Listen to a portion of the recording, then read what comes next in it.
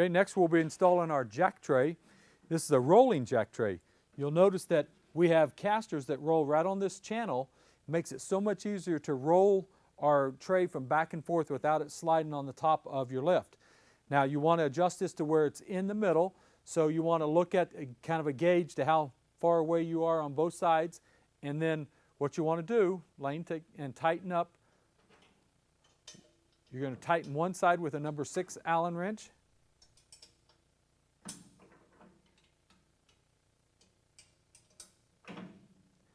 And then the opposite side, what you want to do is just hand tighten. Once you get them hand tightened, and what that'll do, that allows, if there's a little bit of not true all the way through, this axle will move and stay in the track, and it makes it roll from front to back very easily. This tray is a 4,000-pound capacity tray. It enables you to put a bottle jack on there to raise the car up to take the tires off of the track if you want to do tire work or brake work. We also put a little drain plug in there to where if you happen to spill antifreeze or oil in there, you got a drain plug in the bottom you can take out, and makes it easy to clean. With the purchase of our lift, included in that you get 4 drip trays. This allows you to put a car on top. If it happens to leak any oil or fluids, when you raise it up and you drive a car underneath, these trays positioned in the right spot will catch all of those drips and keep them off of the car below. And they'll fit right inside. You get 4 of them and you just slide them where you need them to catch all that leaky oil. Okay, you also include in this lift get 4 aluminum stops. These are stops and drops that you can put right in on the outside of the lift in that ramp clip. Allows you to where the car will not roll off of the lift once it's on there. To get the car on, you take them off, you insert your aluminum ramps, and then now you're able to drive on the lift. With our lift, we don't have a front or a back, so you can come off or on either end of the lift. Okay, now we're going to show you how the casters will fit onto this lift.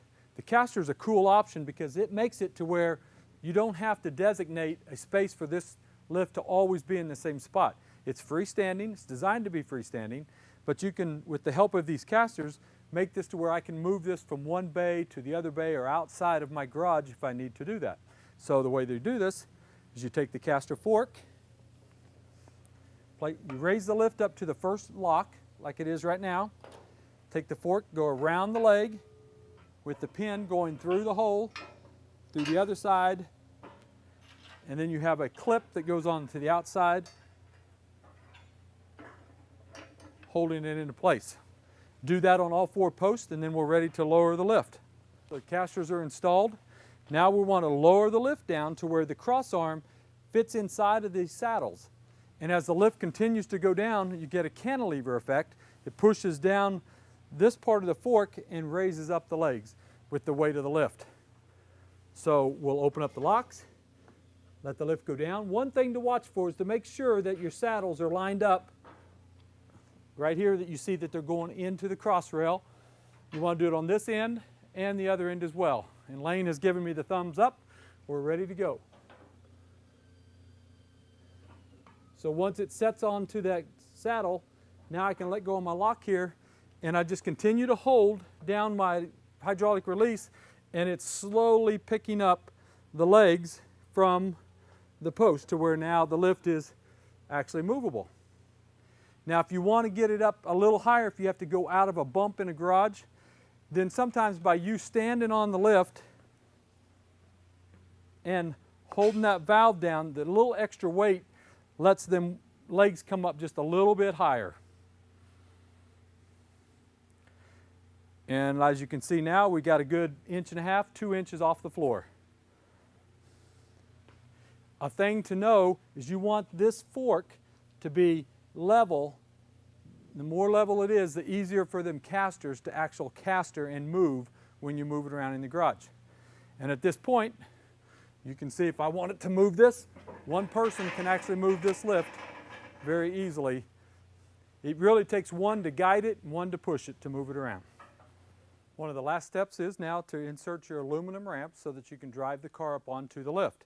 You'll notice this is lightweight, about 27 pounds, but we have reinforced the inside of it with all these gussets to make it strong as steel, but you got the lightweightness of aluminum.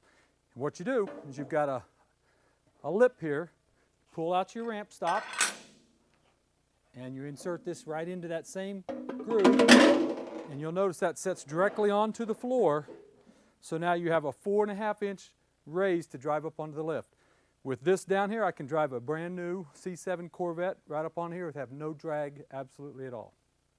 Another nice thing about this lift is you have storage for your aluminum ramps right on board on the lift. It's one less thing you have to have leaning up against the wall in the garage.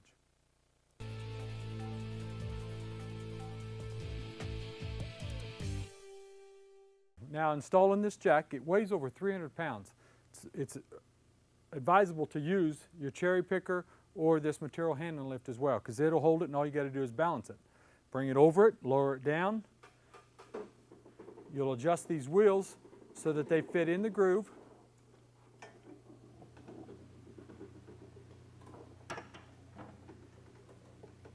Okay, wait. Okay. Okay.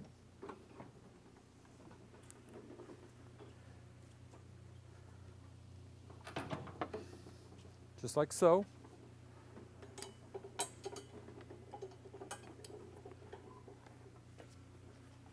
I can move this out. And now what you want to do is get it level. And so what I usually do is just do a gauge, same distance between my wheel and the jack on all 4 corners.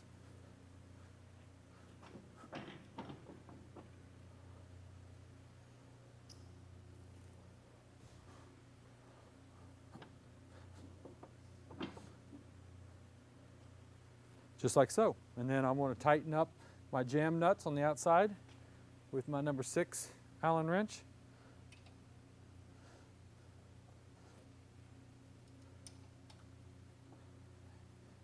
And just like the jack tray, on this side I'm just going to hand tighten them. And that will allow this axle to travel in and out when it goes front to back so it stays in the middle of the groove. And this makes it easy to move these from side to side, from end to lift when you're working on the front of the car or the rear of the car.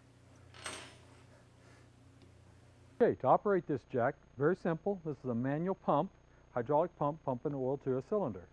So there's a valve in the back here. You close it, then you've got a bent handle so that your handle is not hitting the bottom of the car. Raise this up to get the desired height you want. You pull out the lock pin, allows this lock lever to drop, and you'll see that there's 3 lock parts so that you can set the jack onto the lock. Now at this point I'm on the hydraulic, so I'm going to lower it by opening up my valve. It'll set down. Now I'm against the lock. All my pressure's off my cylinder and I'm on my jack. My cars are off of the track. I'm able to do brake work, front end work, and not have any issues of a jack that's wobbly. These also telescope out so you can get to lift points, and we also have dense foam blocks to give you lifting points so that you're not metal to metal, or if you got a powder coated frame, it's not messing up your frame. These telescope in when you go down. Just like your lift, you have to tighten it up, raise it up off of the lock. Once it's off the lock, take your lever, push that back into the hole. It holds the lock up. Now I can lower this, and this will lower your jack all the way to the bottom. Very smooth working.